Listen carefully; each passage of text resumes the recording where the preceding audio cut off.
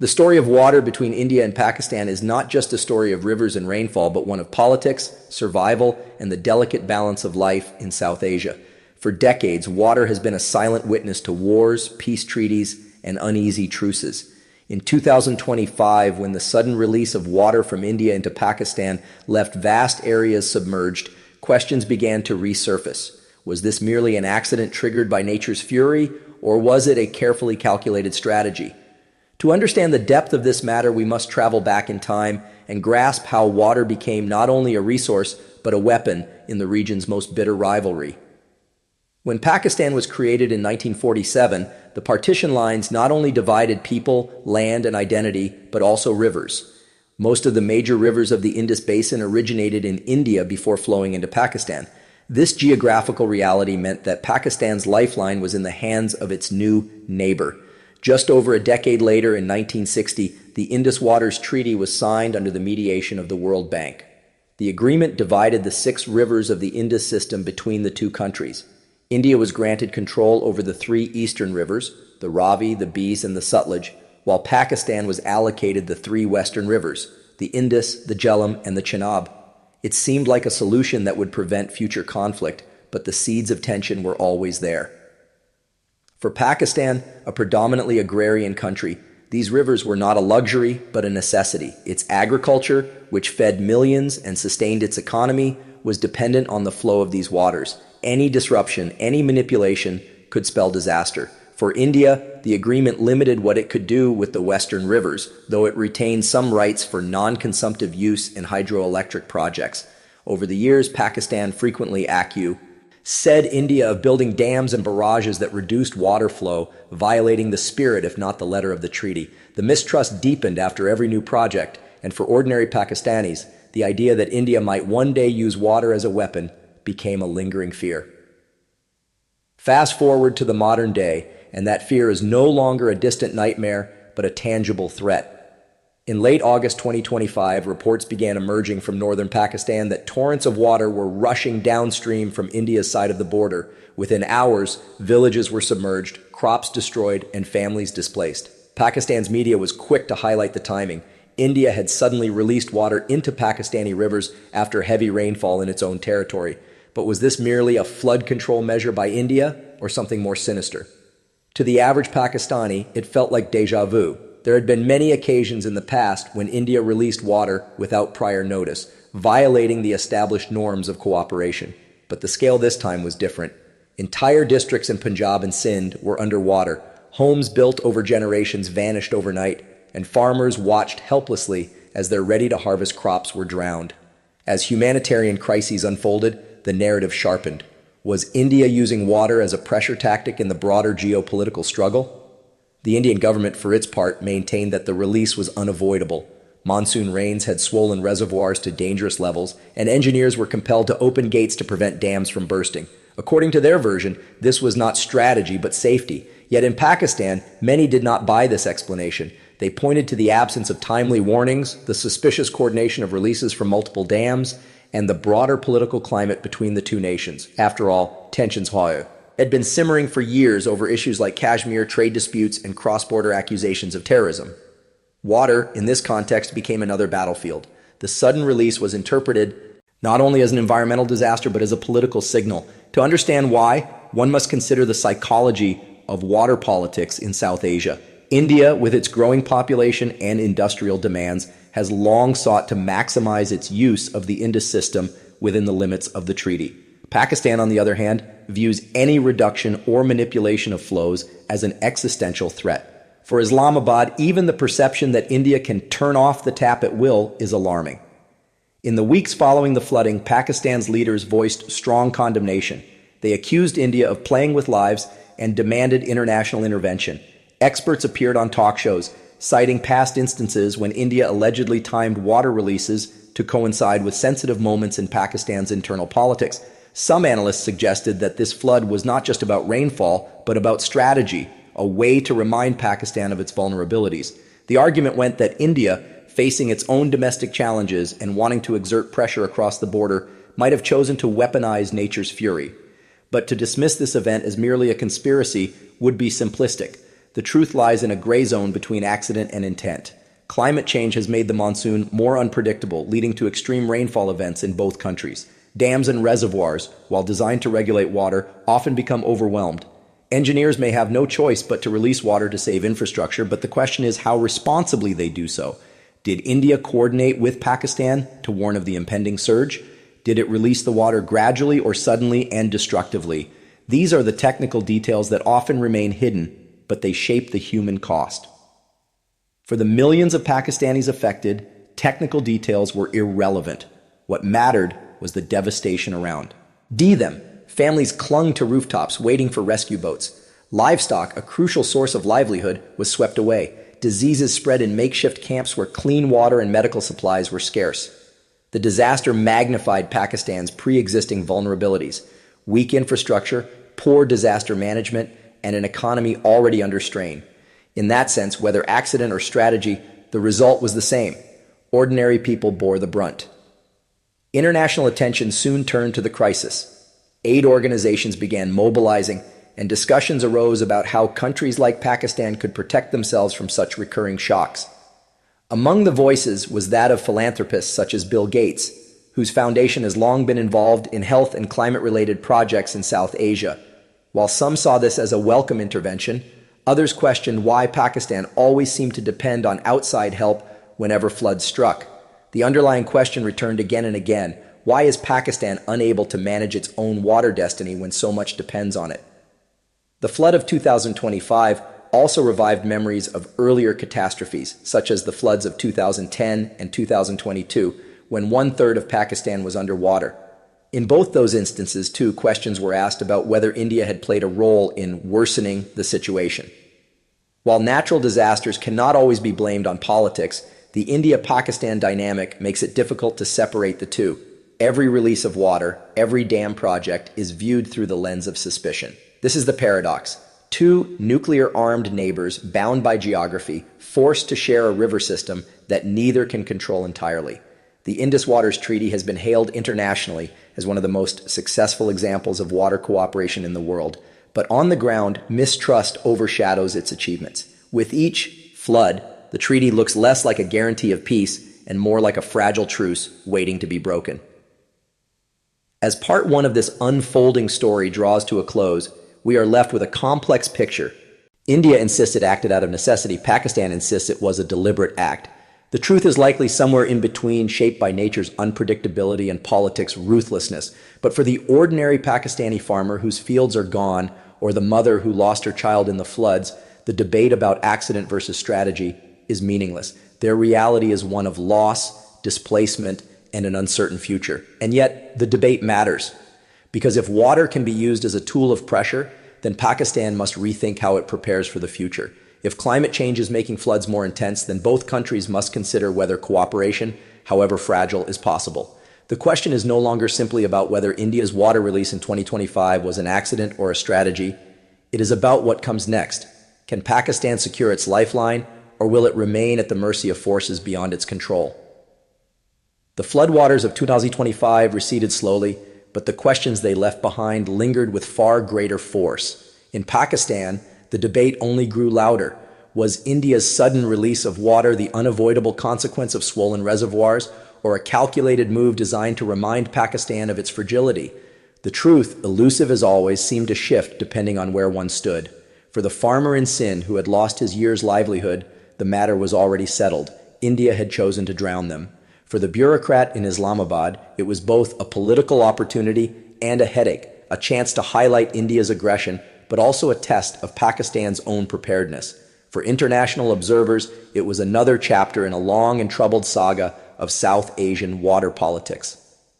India's official explanation remained consistent, that extraordinary monsoon rains forced them to open dam gates to prevent catastrophic failures on their side of the border.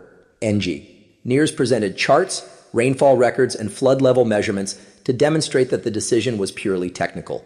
They reminded the world that dams cannot endlessly store water, and when reservoirs reach their limits, release is not an option, but a necessity. Yet this explanation failed to comfort Pakistan, not only because of the scale of destruction, but also because of the timing. Why had there been no advance warning? Why were releases coordinated in such a way that the sudden surge hit Pakistani towns at night when most were unprepared?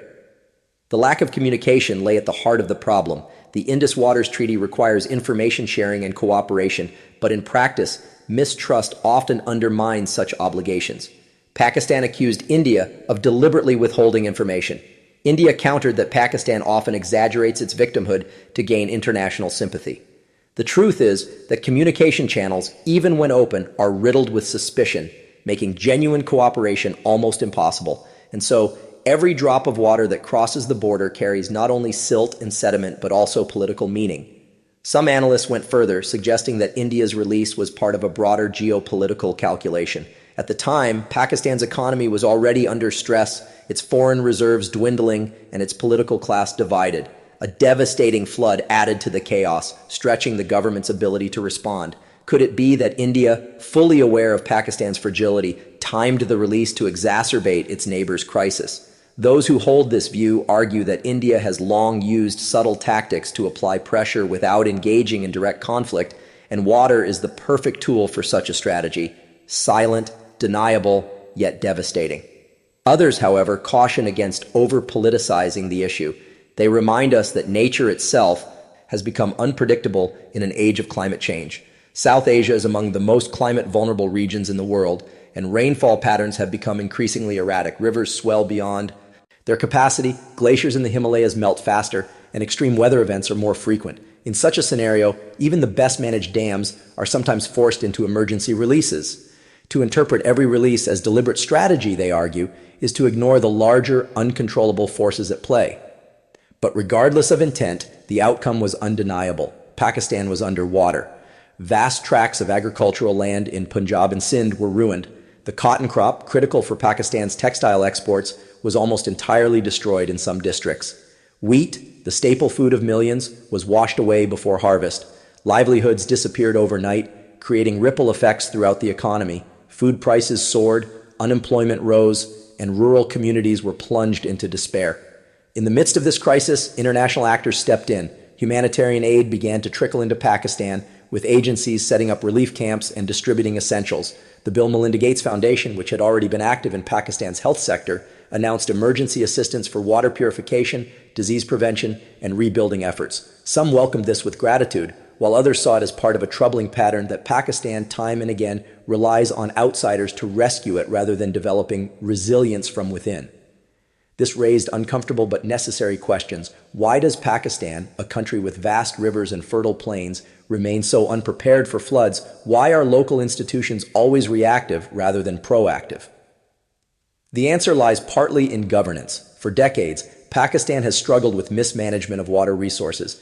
Canals are outdated, storage capacity is limited, and investment in modern infrastructure has lagged behind. Corruption, inefficiency, and lack of long-term planning mean that even modest rain has often overwhelmed the system. When extraordinary floods come, the result is catastrophic.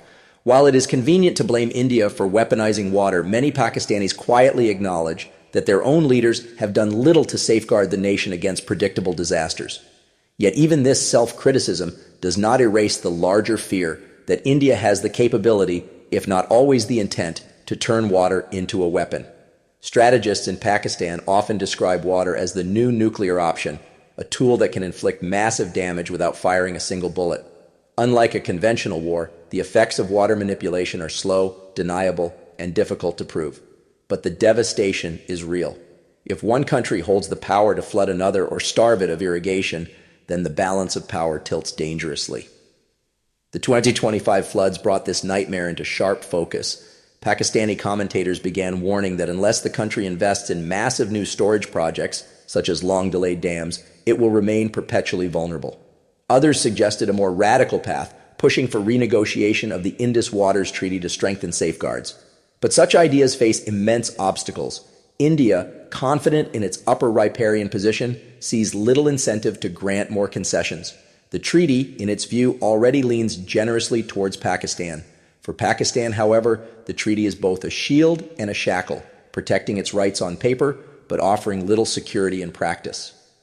As debates raged, the human dimension remained ever present. Villagers displaced by the flood spoke of betrayal and abandonment. "They opened the gates to drown us," said one elderly farmer, his voice trembling as he pointed to the river that had swallowed his land. Others blamed their own politicians for failing to build embankments or provide relief. Children wandered in makeshift camps, clutching notebooks ruined by water, their education disrupted indefinitely. For them, the question of accident or strategy was abstract. Survival was their only concern. International media, too, picked up the story, framing it as part of the global challenge of water security. Headlines spoke of South Asia's water wars and rivers of conflict. Experts warned that as climate change intensifies, disputes over shared rivers will become more common, not less. Pakistan and India, with their history of mistrust, are particularly vulnerable. One analyst remarked that if the Indus Waters Treaty collapses, it would not only endanger regional stability, but also set a dangerous precedent for other parts of the world where rivers cross borders. This broader context is crucial. What happened in 2025 was not only about India and Pakistan, it was a microcosm of a planet where water scarcity and climate change are reshaping politics. From the Nile in Africa to the Mekong in Southeast Asia, shared rivers are becoming flashpoints. South Asia's tragedy, therefore, is also a warning to the world. Back in Pakistan, as reconstruction began, the government announced ambitious plans for new dams and flood control systems.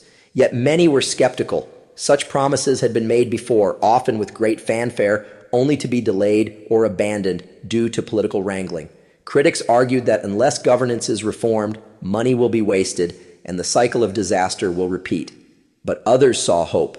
Perhaps the 2025 floods, devastating as they were, might serve as the wake-up call Pakistan needed to finally take water security seriously.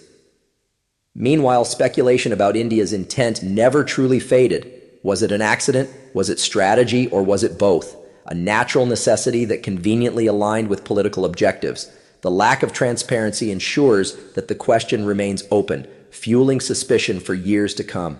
And perhaps that is the most dangerous part. Not the flood itself, but the mistrust it deepened.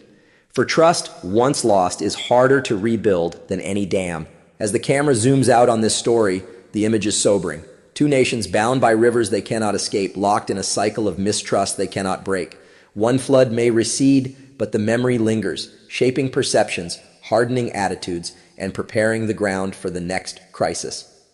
Whether the 2025 release was accident or strategy may never be definitively answered, but one fact is beyond dispute. Pakistan was underwater, and the lessons of that catastrophe will echo for generations. The challenge now lies in whether those lessons will be learned. Will Pakistan invest in resilience or continue to rely on aid when the next flood strikes? Will India recognize that even unintended actions can fuel suspicion and hostility? Or will both nations march blindly into a future where rivers become weapons and water becomes war? The choice remains, as always, in human hands. Nature may unleash the rain, but it is politics that decides whether those rains bring life or destruction. And in 2025, politics ensured that what could have been a natural flood became a geopolitical storm. The debate over whether India's release of water into Pakistan in 2025 was an unavoidable accident or a calculated strategy did not fade with the receding floodwaters. Instead, it grew stronger, weaving itself into the political fabric of both nations. In Pakistan, talk shows dissected every angle of the crisis, from engineering failures to international conspiracies, while ordinary citizens who had lost everything watched the arguments with weary eyes, wondering if any discussion would ever translate into change. Politicians in Islamabad used the tragedy as a rallying cry, promising reforms, new dams, and stronger defenses. Yet people remembered the promises made after the floods of 2010, when 1/5 of the country was submerged, and again after 2022, when torrential rains displaced millions. Each time, leaders vowed that never again would Pakistan be caught unprepared, and yet each time history repeated itself. Cynicism, therefore, became another flood, washing over the hopes of those who believed in the system. Still, there were those who argued that 2025 marked a turning point. This was not just another flood, it was one that exposed the full scale of Pakistan's vulnerability, not only to climate change, but also to the geopolitical games of its neighbor. Some analysts compared the situation to the Nile dispute between Ethiopia and Egypt, where one country's control of upstream waters threatens the survival of another. Just as the Grand Ethiopian Renaissance Dam has become a flashpoint for North Africa, the dams and reservoirs of India could easily become the trigger for South Asia. These comparisons were not merely academic. They placed Pakistan's predicament within a global context of water insecurity, reminding the world that in the 21st century, wars may no longer be fought over oil, but over rivers. Within Pakistan, human stories carried the greatest weight. In Sindh, families displaced by the 2025 flood spoke of losing not just homes, but entire histories. A farmer from Sukkur described how his family's land, cultivated for generations, had been swallowed in a single night. His grandfather had survived the partition of 1947, his father the droughts of the 1970s, but he himself could not survive the river that was supposed to give life. In Punjab, a young girl recounted how her schoolbooks were destroyed, her education disrupted, and her family forced to move to a camp where disease spread faster than hope. These voices, though rarely heard on international stages, were the most powerful testimonies of the disaster. For them, the question of accident or strategy mattered less than the question of survival. Did they have food? Did they have medicine? Could they rebuild? In this sense, the crisis revealed not just the flaws of international treaties or the machinations of rival states, but also the urgent need for Pakistan too. Build resilience at the grassroots level. Strong embankments, early warning systems, disaster-ready healthcare, and efficient evacuation plans could have saved thousands of lives. And yet, year after year, investment in such measures remained insufficient, sacrificed at the altar of short-term politics. At the same time, international aid and philanthropy played a significant role in shaping the narrative. The Bill Melinda Gates Foundation's announcement of support for flood-affected communities generated mixed reactions. On the one hand, it provided tangible help in the form of clean drinking water, vaccines against waterborne diseases, and funding for reconstruction. On the other, it fueled speculation about why billionaires from distant lands were always among the first responders, while Pakistan's own institutions lagged behind. In tea stalls and living rooms, people whispered about whether such aid came with hidden strings, whether the global elite used disasters as opportunities to extend influence over vulnerable nations. The truth of such claims remained uncertain, but the fact that such suspicions thrived revealed a deeper lack of trust in both international actors and domestic governance. Meanwhile, in India, the official narrative focused on engineering and necessity. Media outlets emphasized that extraordinary monsoon rains had put immense pressure on reservoirs and that engineers had no choice but to release water. To them, Pakistan's accusations were nothing more than political theater designed to distract from its own failures. Yet not all voices in India echoed this defensive tone. Some scholars warned that without transparent communication, India risked fueling unnecessary hostility. If the two neighbors could not even exchange reliable flood warnings, how could they hope to avoid escalation in future crises? In this sense, even voices within India acknowledged that mistrust, if left unchecked, could turn a natural disaster into a diplomatic catastrophe. The global community watching from afar worried about the implications. Both India and Pakistan are nuclear-armed states. If water, the most basic resource of life, became a weapon in their rivalry, the risks extended far beyond South Asia. Analysts in Europe and America began writing papers on hydropolitics and nuclear stability, pointing out that while war over water might seem unlikely, the erosion of trust could make any confrontation more dangerous. Rivers, after all, do not respect borders. If upstream actions consistently harm downstream populations, the temptation to respond in kind or through other aggressive means grows stronger.